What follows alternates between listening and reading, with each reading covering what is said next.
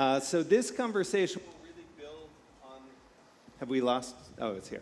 We'll really build on the last one that we have. This is what we're calling a case in point. It's a chance to talk about some of those global themes of political will, innovation, financing, but to really localize them, to figure out how they apply to a single case, in this case, dengue, which is, as we heard, one of the kind of poster child diseases for climate and health.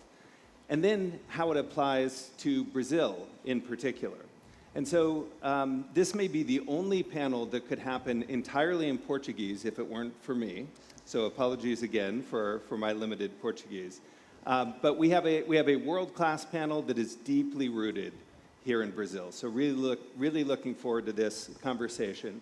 And I'll introduce our panelists in just a minute. So as we heard from Professor Montgomery and others, we know that a warming world is really a playground for vector-borne disease, particularly for the Aedes aegypti mosquito. This is the mosquito that transmits dengue, of course, but also diseases like Zika, chikungunya, yellow fever, which have also been challenges here in Brazil and in Latin America. To give us a sense for how quickly this is worsening, in part due to climate change, we've seen a tenfold increase in reported dengue cases worldwide from 2000 to 2019. It's now endemic in more than 130 countries. The number of cases has approximately doubled each year since 2021, which recently caused the World Health Organization to declare dengue a grade 3 emergency. This is the highest level emergency that they can declare. We understand that this may just be the tip of the proverbial iceberg. A recent study by Lancet Planetary Health in 2021 projected that an additional 4.7 billion people could be at risk of malaria and dengue by 2070 as the vector moves to new latitudes and new altitudes.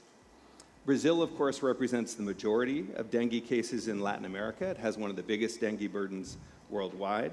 In the first half of 2024, Brazil recorded more than 6 million probable dengue cases and 4,000 confirmed deaths. Again, this is just through June of last year. And we know that reported cases are often a fraction of the true burden of this disease. So that's the scope of the challenge that we're talking about. And we need to be clear-eyed about all the ways that climate change is making issues like dengue and mosquito-borne disease more challenging. But this isn't only a story about scope. It's equally a story about hope. It's equally a moment of optimism when innovations ranging from new vaccines to mosquito technologies are finally equipping us right here in Brazil to end dengue as a public health threat. That's the promise of these new technologies. And the innovations aren't just in the laboratory. They're also in the field and in financing. In a moment when global grant dollars for health are becoming increasingly scarce, Brazil is demonstrating how domestic and regional financing can step up to solve some of these challenges.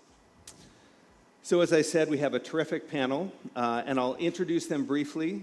They have long credentials, so we could spend a lot of time reading about their many, all the letters after their names, but I'll do a brief version. So we're joined by Siqueira, who's the head of the dengue program at Drugs for Neglected Disease Initiative, a nonprofit dedicated to developing new medicines for neglected diseases. We're joined online by Dr. José Moreira. José, can you hear us okay? Yes, I do hear well. Thank you very much. So Dr. Moreira serves as the medical director of Instituto Butantan, which is so fun to say, a premier biomedical research institute centered in Sao Paulo, Brazil. And they've been instrumental in advancing clinical trials for vaccines targeting a variety of diseases, including dengue. We're joined by Vitor Pimentel, who is the manager of the Health Industry Department of BNDES, the Brazilian Development Bank, where he oversees strategic investments and financing models that support Brazil's health innovation and industrial developments. And finally, not finally, Penultimately, Gabriel Sylvestre, who's the implementation manager for Wolbito do Brazil. He manages the deployment of Wolbachia-infected mosquitoes aimed at reducing dengue transmission in Brazil, and he'll talk about how that effort's going. And finally, we're joined for a second panel in a row. Thank you very much to Dr. Ferreira, who's the Brazil country director for Oxitec and has been leading Oxitec's operations in Brazil since 2017. And Oxitec has some recent announcements and exciting news that they can share. So without further ado, let's dive into the questions. Andre Siqueira, in addition to your work at DNDi, you've participated in scientific advisory committees for the Brazilian Ministry of Health, for Fiocruz, for PAHO, for the WHO, for CEPI. Can you give us a sense of how climate change is contributing to the risks and the burden of dengue and other arboviruses here in Brazil and potentially in the region? And how has that increasing burden accelerated policy and scientific conversations around solutions? So, good morning to all, and thank you very much, Martin, for the invitation and also this great panel. So, what we see, dengue has been one of the main diseases highlighted as having consequences of climate change. And what we've seen, so last year was very pivotal in that increasing number of cases, but also spreading geography, so high geographical reach increase, expanding. So, for example, the south of Brazil was not used with dengue transmission until 4 years ago. And the last 2 to 3 years, we saw a huge transmission in that region with very severe consequences to the health of individuals, to burden to the health systems. So we saw 20-fold higher mortality amongst elderly individuals than the rest of Brazil.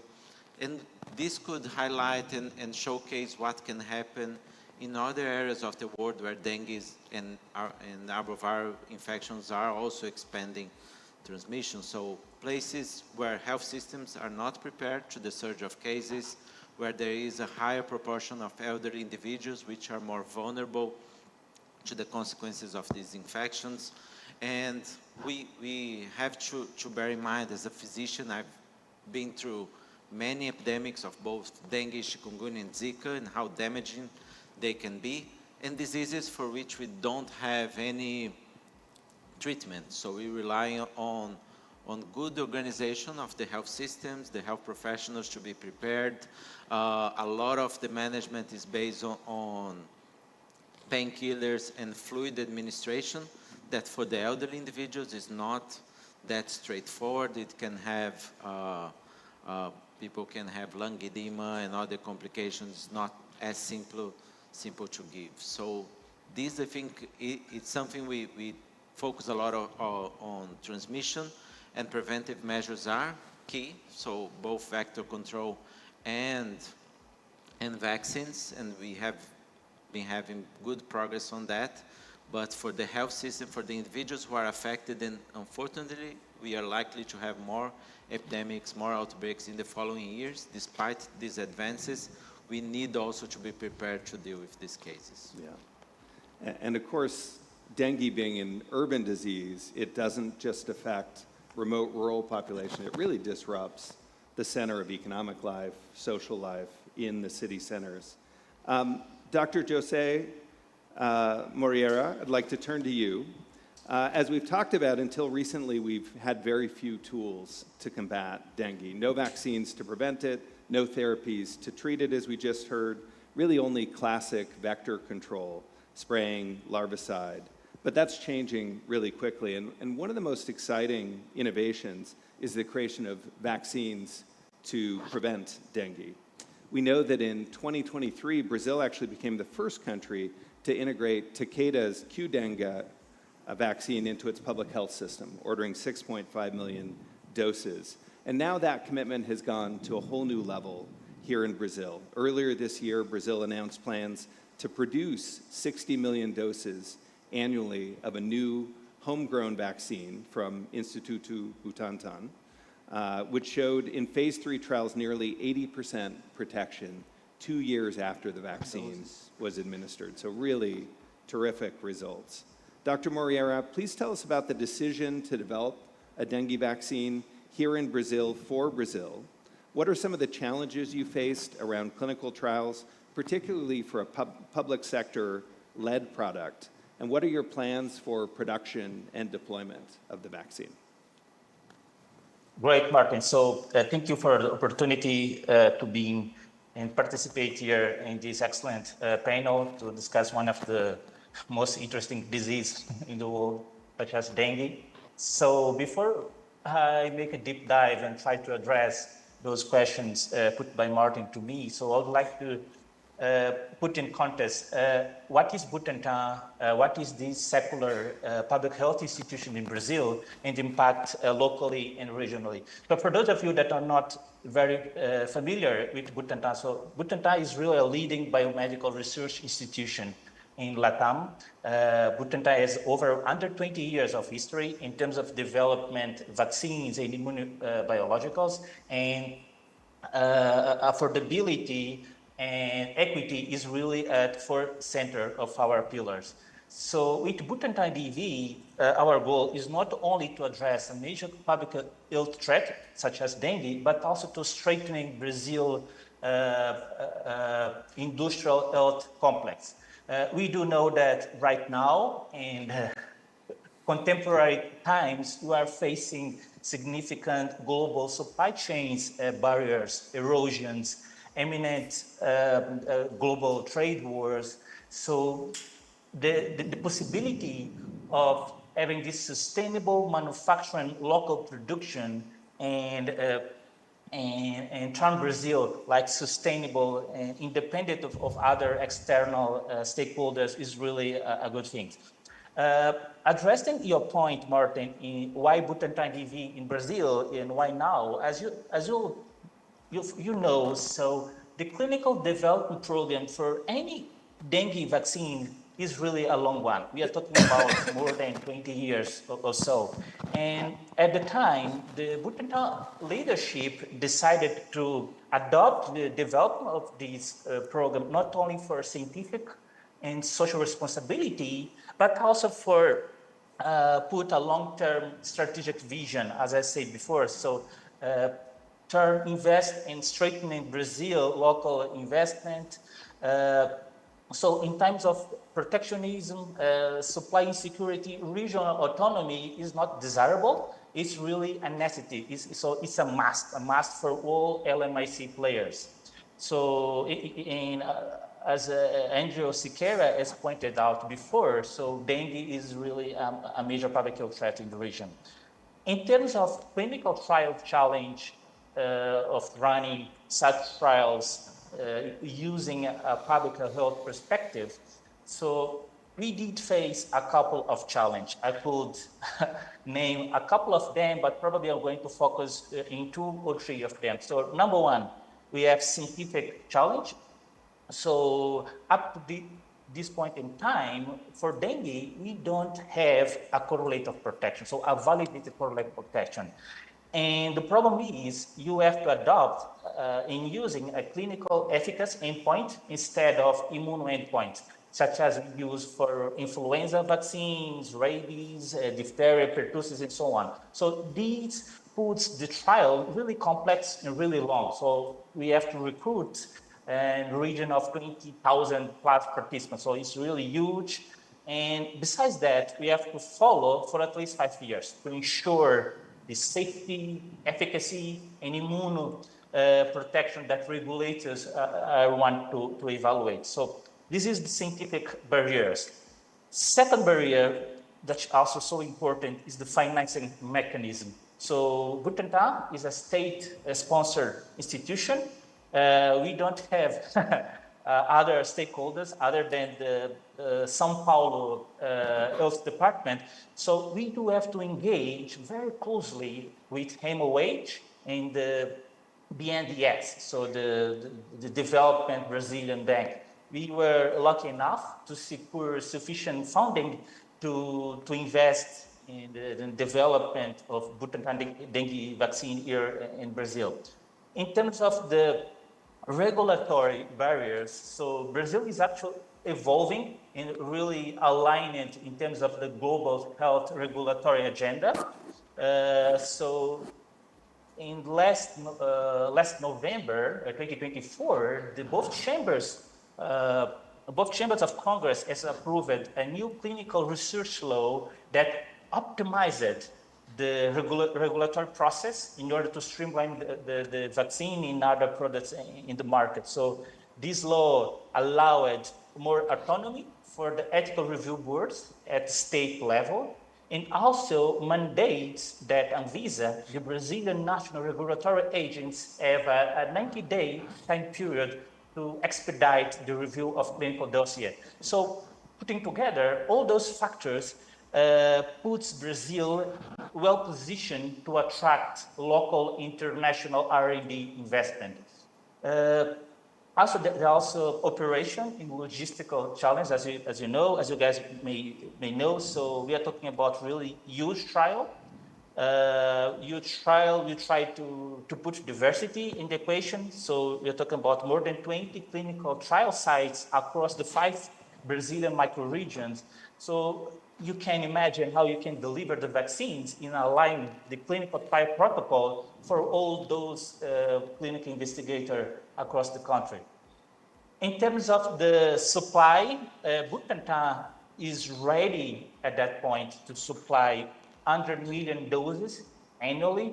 They even scale up if demand proves necessary. So our primary target is supply and deliver the doses for the SUS, so the National Immunization Program, the Unified Health System at Brazil. But we do know that other countries across the regions may face epidemics and further outbreaks. So we can try to engage with POWER, for example, throughout the revolving funds. We can supply the vaccine and they could distribute to other countries in the regions.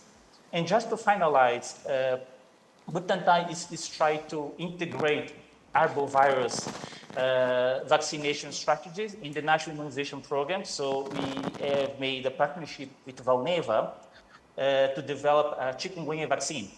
It's also a live attenuated vaccine that protects against chikungunya. So our idea is in a near future, Brazil will be one of the first countries to be able to supply chikungunya and dengue vaccine at the same time. Yeah, I'm going to end here. Back to you. Thank you. Terrific, Dr. Moreira. So helpful to hear about the challenges and how you've overcome them. You know, I was struck that when you started the conversation, you talked about the health security concerns and the need to produce these things locally. But given the innovations, given the capacity to produce 100 million doses a year, there's even an opportunity for Brazil to export and to support other countries in the region and potentially globally. As we heard from Dr. Moreira, one of the big challenges is how do you finance this, right? Disease research, particularly solutions like vaccines, are A, expensive, B, risky, and take a long time. And so Instituto Butantan has had a really great partner in the development bank of Brazil. You know, it's one thing to have an effective solution, it's quite another to have the political will and the financing to bring it to fruition, to get to that finish line of producing the technology, and then ultimately to scale production and distribution of that. So, Vitor, would love to hear how can financing from a development bank, a national development bank like yours, support policy ambitions? And in particular, how do you balance kind of risk and return as you think about making investments in the public health sector? Awesome, Martin. Thank you for having me. I would like to first introduce the Brazilian Development Bank. Just quickly, we are a state-owned company by the federal government, and BNDES is among the top 10 DFIs, the World Development Financing Institutions in the world. We have most of what we do are loans on market or concessional loans sometimes. We have an active portfolio of over $100 billion. and in all economic sectors, including, for example, renewable energy. BNDES has been awarded by Bloomberg one of the top financiers of renewable energies. And we also have a really low non-performing loan strategies. As I was talking to you early, we try to mix mostly three kinds of instruments. Most of we do are loans. And we take a small part of the profits we make with those loans to grant making. In public health, which is a key part of our grant making, I believe that more than half of what we do on grants are for health development. We usually tie it to the biggest health challenges in Brazil. All the time we are discussing with the Ministry of Health what are the public health challenges.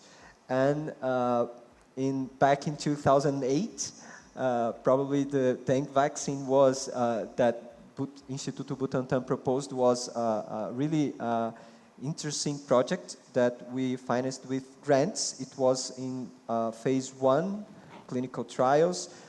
They had a partnership with Merck.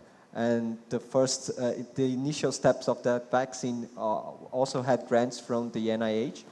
And Butantan, in that first project, that I need the numbers here, but I believe it was this first grant was something like $10 million, $7 million, back in 2008. For what we did together with them was finance the formulation improvements for the vaccine not to need a deep freeze logistics value chain, and phase 1 and 2 clinical trials. Then in 2016, they were facing the challenge of financing a big clinical trial, 7,000 people to be enrolled. And back on that, we shared the finance with the Ministry of Health, 1/3 to each. So the government of São Paulo gave a grant to Butantan, the Ministry of Health of Brazil gave a grant, and also BNDES, nearly $20 million each for these phase 3 clinical trials. And we also, and it was very interesting in that project, we also included a small-scale manufacturing facility because they needed to manufacture the vaccine that goes to that huge clinical trials and 7,000 people. And so, and the last, but not least, we are a long-term partner of Butantan. If they were, they won't tell us, but their vaccines portfolio, not only dengue, but influenza and many others, it was a concessional loan of to $80 million. $80 million, that's it. And so I think the key message is when you're financing, you need to pick the right instrument for the right phase of the project. So in high risk, we need grants. Yep. It took 20 years nearly. If you were to repay a loan, no one would do that. Mm-hmm. So it is grants. But when you have a manufacturing facility, a product that can be sold and we can foretell in a range of time, we can make also loans and also concessional loans, which are a key part of our strategy. So for us in that strategy, I believe key takeaways is that a long-term commitment. So we are tied with this dengue project since 2008, so nearly 20 years. And the financial schemes must adapt to each challenge, to each step of the project. That's terrific. And the foresight to start investing then, only to see the burden increase so dramatically in recent years. You know, we talk so much about, in the health sector, about having that catalytic risk-taking capital for the early stages, and then that graduating to investment capital, return-seeking capital later on, and the fact that BNDES is able to do both phases of that is really, really compelling. So we've been talking about the vaccine, which of course is very innovative, but vaccines are familiar to us, right? They build on a long history of solutions. Brazil is also at the forefront of a whole new category of solutions, what we're calling broadly mosquito technologies. In humanity's centuries-long effort to combat diseases like malaria and dengue, the mosquito has always been the villain. It's always been the bad guy. But with Wolbachia and other solutions, and for those who don't know Wolbachia yet, you will by the end of this panel, the mosquito might actually be the hero of this story. As Oxitec likes to say in its marketing, we now have Aedes de Boom, or friendly Aedes mosquitoes. I was checking with Gabriel and saying, if we see mosquitoes here, could they possibly be good mosquitoes, Wolbachia carrying mosquitoes? He said, no, you have to go about 35 kilometers up the beach to Niterói if you want to find the good mosquitoes. So you can still slap them here, knowing that they're the bad mosquitoes. So through a partnership between World Mosquito Program and Fiocruz, Brazil has seen really compelling results already from application of this new technology. Niterói, which I mentioned just a moment ago, originally saw 70% reductions in dengue cases.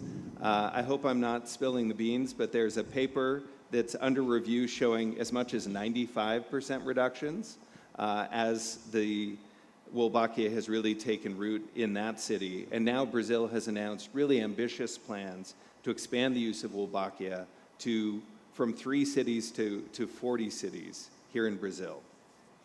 So, Gabriel, for those who are hearing about Wolbachia for the first time, can you tell us what is Wolbachia? How does it work? And can you give us a flavor for some of the challenges that you've had to overcome as you deploy it here in Brazil, including communicating to people that some of the mosquitoes that are released are actually good mosquitoes? Yeah, morning everybody, morning colleagues here. So thanks for the invitation, thanks for the event, like it's an amazing group here. So yeah, we have been working with this since 2011 in Australia. I can say that the first releases that happened in Cairns, the northeast of Australia, was a proof that mosquitoes with Wolbachia could survive in the field. But this work started before that. So the idea was to remove a bacteria called Wolbachia from the fruit fly, Drosophila flies, that was known to have some effects on some viruses from flies. For example, DCV, like the Drosophila C virus, Drosophila was protected with Wolbachia against DCV. So the idea was to move this model to a species, like that's Aedes aegypti, the only vector we know in Brazil nowadays, that can transmit dengue and that was not found with Wolbachia naturally. 60% of the species, so insect species, they have Wolbachia naturally, so other mosquitoes, butterflies, bees, and many species, so it's really natural, it's really common in nature, but aegypti was never found. So initially we had to transfer these Wolbachia. There are many Wolbachia species and lineages, but this one was removed from Drosophila and put into aegypti eggs because it's an intracellular bacteria. So the mosquito should be born with Wolbachia inside their cells. And then after some years of testing in lab, we discovered that this mosquito that we call Wolbito, that's a Wolbachia plus mosquito, so it's a Wolbito. It's protected with Wolbachia against dengue, Zika, chikungunya, Mayaro, and yellow fever. So we have many tests and papers published like to show that. And the idea is to release these mosquitoes in the field as Wolbachia can be transmitted to the offspring. So when a mosquito with Wolbachia mates with a mosquito without Wolbachia, the offspring has Wolbachia. So the idea is generation after generation, the percentage of mosquitoes in the field, it goes up. And it's replace the mosquitoes that could transmit dengue, these other viruses, to a mosquito that's that cannot. So after some years, as you just said about Niterói, so have been releasing mosquitoes there since 2015 in a small pilot in Jurujuba. And then after Zika came to Brazil, 2016-17, we covered 75% of the city. So it's a more than 300,000 people area. And then last year, 2 years ago, we covered the whole city. So 100% of the city, like more than 500,000 people area. And now we have these results coming after we covered the whole city. So the impact is much higher than before, as we are seeing. And we have been growing up in Brazil. So we started in 2014 as a scientific project inside Fiocruz. So at that stage, we were like really few people working on that. And then nowadays we are creating a way of covering bigger areas in Brazil. So the idea is to have at least 65 million people protected in 5 years. So that's the plan for now. After 11 cities being part of it. So we started in like Rio, Niterói, and then we moved it to Campo Grande, Mato Grosso do Sul, Petrolina in Pernambuco, and Belo Horizonte in Minas Gerais. So it's a remarkable thing to say about Belo is that we are running a RCT there. So we have some results from Indonesia that show like 77% of reduction in a clinical trial, like a proper epidemiological study. And we are doing kind of the same model here in Brazil, in Belo. So it's close to be released, this study. So then we have like one more proof. And then we are also close to publish a paper about Campo Grande that we are, again, we covered the whole city. It's like 900,000 people area. And we are seeing like a great reduction in cases also. So it's close to be said. And after that, like last year, we started 6 new cities inside Fiocruz. Like I have to say that WMP Brazil is a project inside Fiocruz. And nowadays we are working in Wolbito do Brasil. That's a company, like a joint venture with, like from WMP Global and IBMP from Paraná, the Molecular Biology Institute, that created Wolbito do Brasil to expand to these numbers, as you just said, like 40 cities this year and next year. So the idea is to be naturally and like with safe protocols and with the mosquito that cannot do anything against human beings and other insects, other animals, so it's completely safe for everybody. And it's a self-sustainable strategy. So the idea is to be more and more covering cities and just moving to other cities and letting the mosquitoes fly and reproduce. So yeah, that's the overall idea. Terrific. You know, I've worked in mosquito-borne disease for almost 20 years, and for the longest time we've had very cost-effective tools, bed nets and spraying and testing and treatment.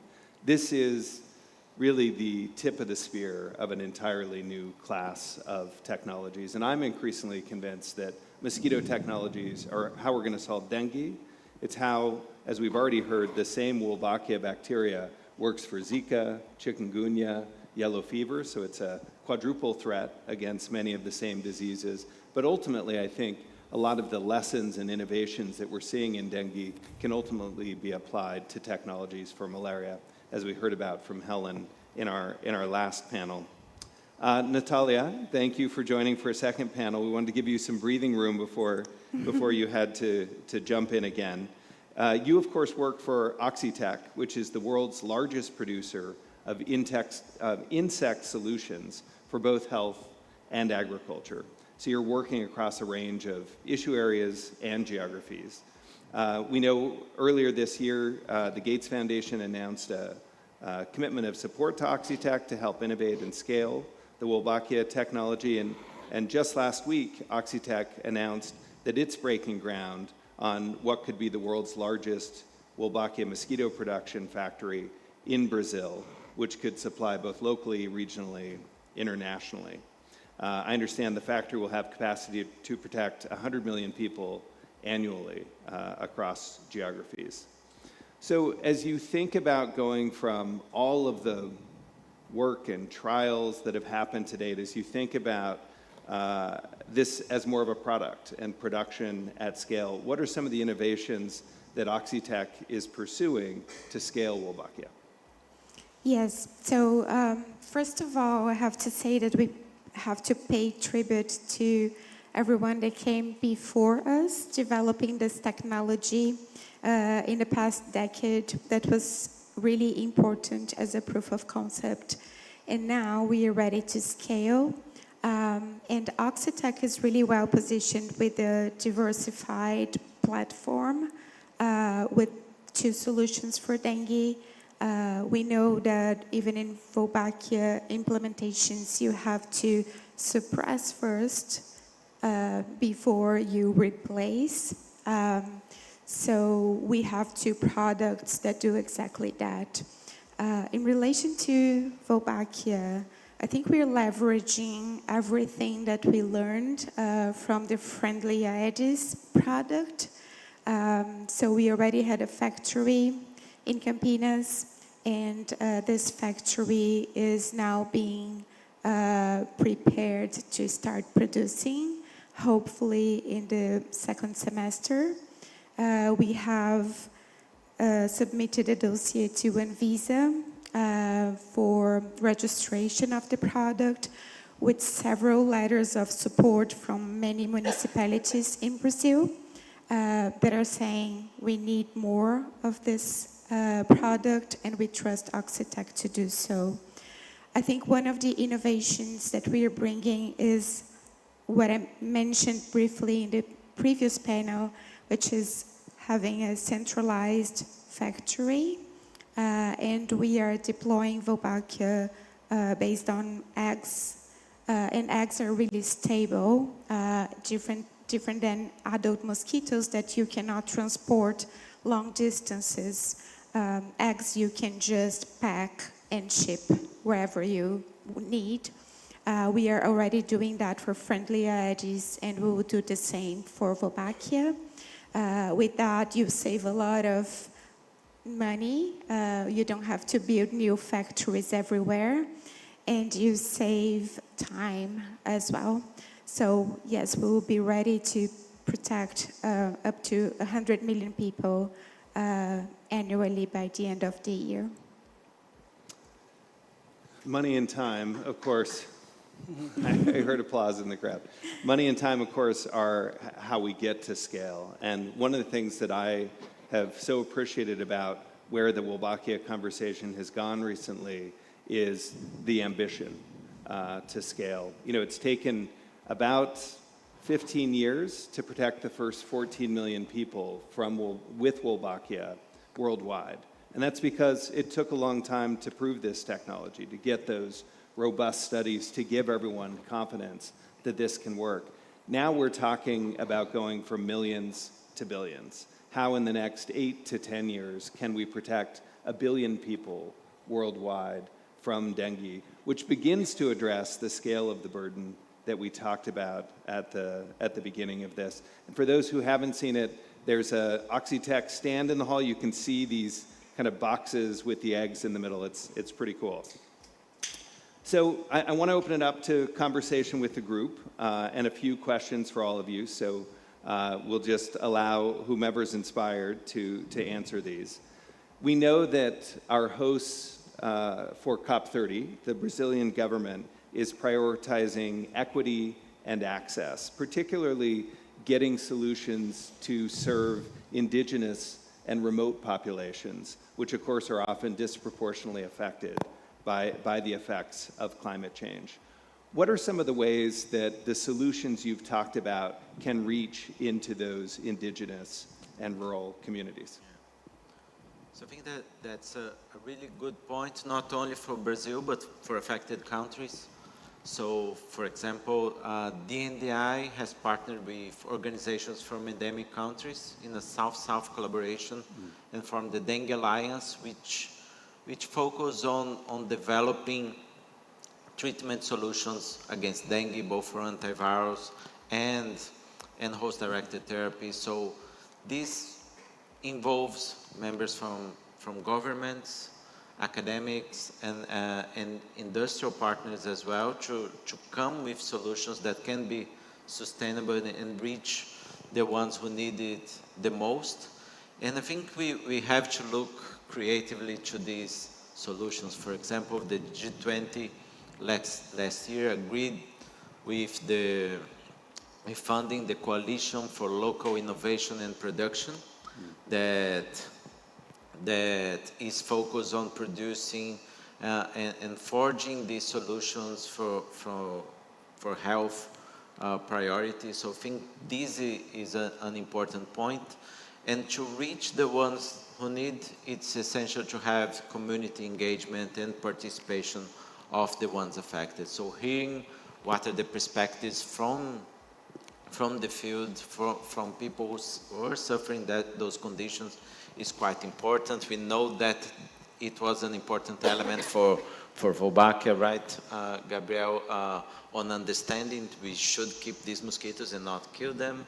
And how does this affect? Because people are still waiting for fogging insecticides that we know it doesn't work. So how do we accept these mosquitoes? How do we accept vaccines? We know people are sometimes, when they are affected, when they are ill with certain diseases, they want to be better soon.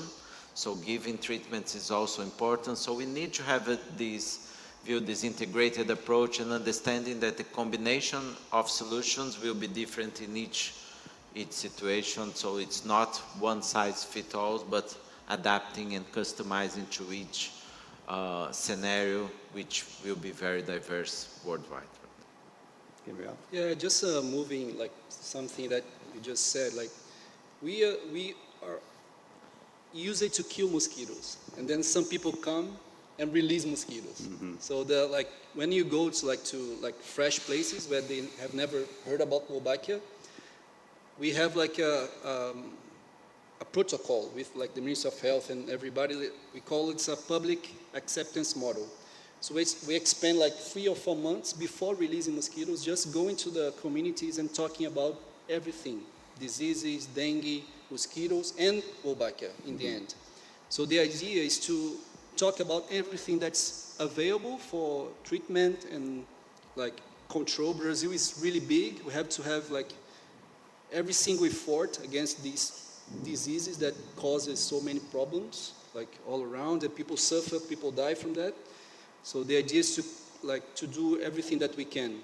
And doing like community engagement, communications, we can talk about that, and we can like give some like information that people will take care of their yards, take care of their like children, etc. So I think we should think more like broadly rather than specifically for some like technology or something else, because people are dying because of that. So, Well, and one of the beauties of Wolbachia is it's safe for the insects, it's safe for people, it's also safe for the environment. A lot of what we've used to date is insecticide, and we've been printing hundreds of millions of insecticide-treated bed nets for things like malaria.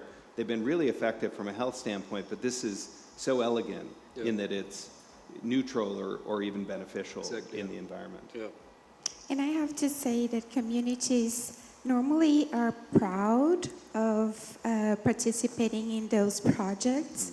They may be kind of suspicious at first, of course, because you are releasing more mosquitoes in their faces.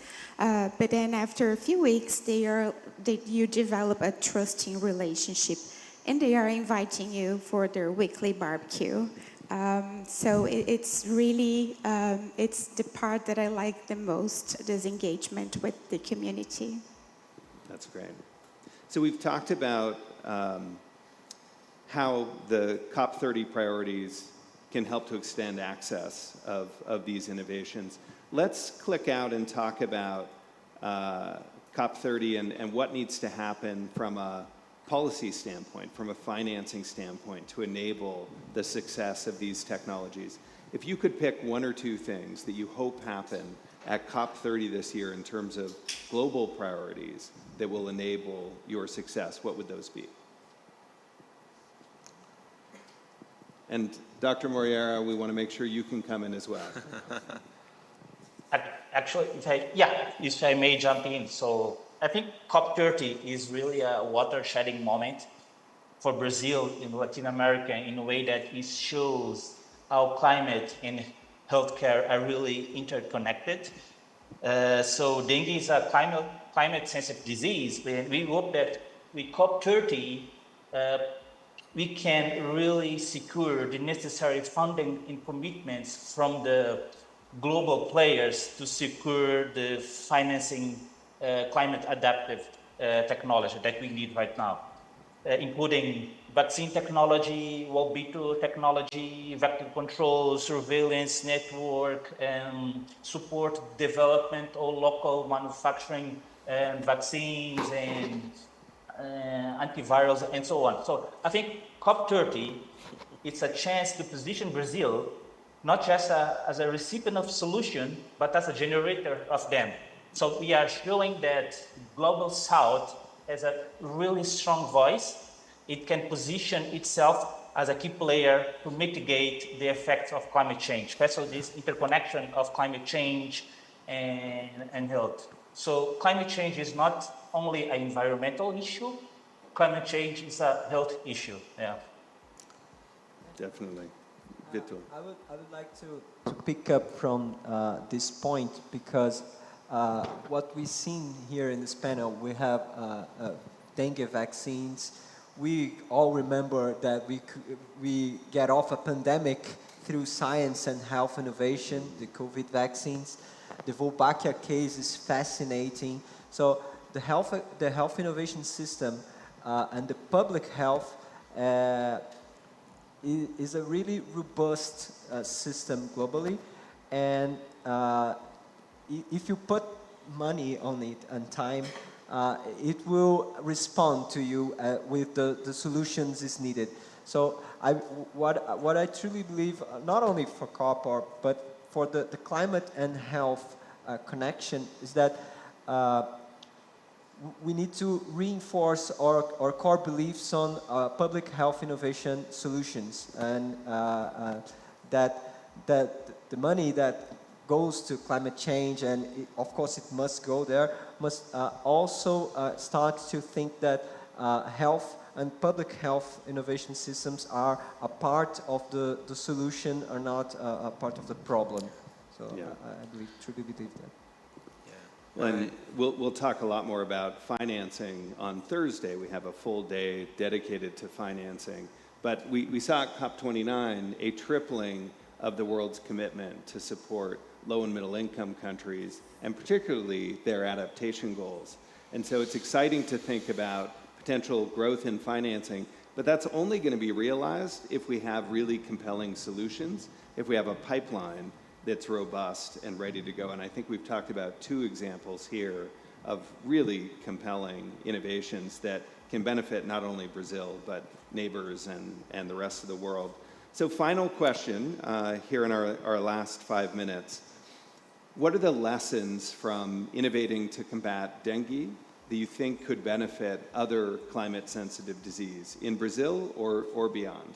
What lessons should we take away from the pioneering work that you've all done? Yeah, if I may say so, I think we have these cases, and I think Vitor mentioned the pandemic. I think that's fantastic, and also we have Wolbachia, the dengue vaccine now coming to fruition. Mm-hmm. Maybe if we talk about treatments, we are 2 or 3 steps back, but there is a strong pipeline. There is now commitment from industrial partners and academia and government showing that we can also move towards, if we have the right investment, having also treatments for dengue and these other diseases, and see solutions such as for malaria, in which we don't have a single tool, but we have an integrated approach that is needed. So I think what we can have as a learning topic is that we need investment, we need to pick up the ideas. Vitor mentioned about risk, so we have to take this risk on fostering creative solutions, and this will come from different areas. So combining vaccines, vector control, and treatments will be an appropriate approach. We see dengue was a tropical, we always took dengue as a tropical disease, and now we see it going Southern Europe, Southern US is now picking up on transmission, and it's likely to increase. Nepal facing epidemics as well, so it's getting there, and it's a clear sign of climate change that we need to act both by preventing more damaging consequences, but also coming with solutions that are in the field, and we need to make those investments. Yeah. Gabriel? Just because I'm hearing about like finance, just remember we have a scientific paper that was published by a group from UNB, like the Federal University of Brasilia. They've done a study collecting data from 7 different cities in Brazil, published in a really like high impact journal, showing that talking about Wolbachia, like R$1 invested can return 43 reais to 500, more than 500 reais. So I think we have some solutions now, even talking about like resources, that can in some way save some money in near future. You see, so climate changes, for sure, they are like important for environmental and many aspects that we all know, but countries should survive, should have their economies and running, etc. So yeah, just remembering that, like a glimpse, that I think it's good to like get a paper to read. So yeah. Well, and it underscores that it's not just in the cost category, but it's also in the revenue and benefit category, and those numbers really do bear out for solutions like Wolbachia. Closing thoughts from those we haven't heard from, Natalia? Just to mention lessons for other diseases, Oxitec is working on self-limiting insects for Anopheles, 2 species of Anopheles in Central America and Africa. So yes, we have a lot of lessons from dengue that we are applying to other diseases, and I think we are all collectively in the right path now, thinking about new solutions, but also how to integrate them with what exists right now. Terrific. Dr. Moreira? Yes, so I couldn't agree more with the panel's thoughts. They're really very accurate. If I could say 1 or 2 words in terms of the dengue lessons to other climate-sensitive disease in which we can apply. So I think for me, dengue is really a prototype climate-sensitive disease. So dengue has taught us that we need integrated solution. This was also bring up in this panel. 2, in terms of policy standpoint, we need really integrated intersectorial coordination. So put together folks from MOH, education, industry, transport. So we have to put together in the same table and put each other talk in a very clear language. So in number 3, there is a necessity to adapt or customize the implementation strategy in the fields. I think this was a point that was bring by the panel. So you have to customize how you're going to deliver the intervention. So that's why Butantan is really talking and trying to trace some agreement with MOH and local health department to see how we could deploy the vaccination strategy. So which population age, if there is or not is a need of point of care testing before the intervention, so on. So one size does not fit all. So there is an importance of customized intervention in the field. Great point. Vitor?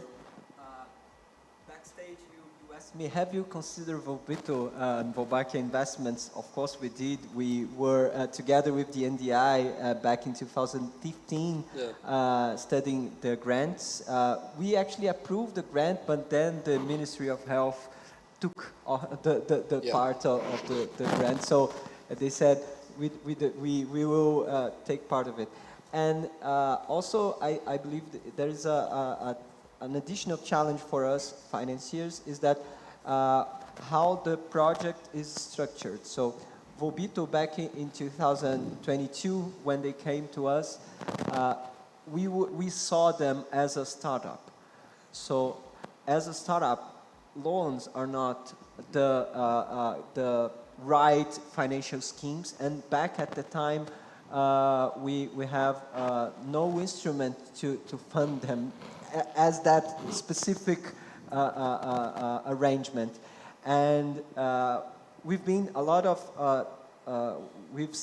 of really interesting startups in Brazil, bridging the gap of science and health innovation and public innovation.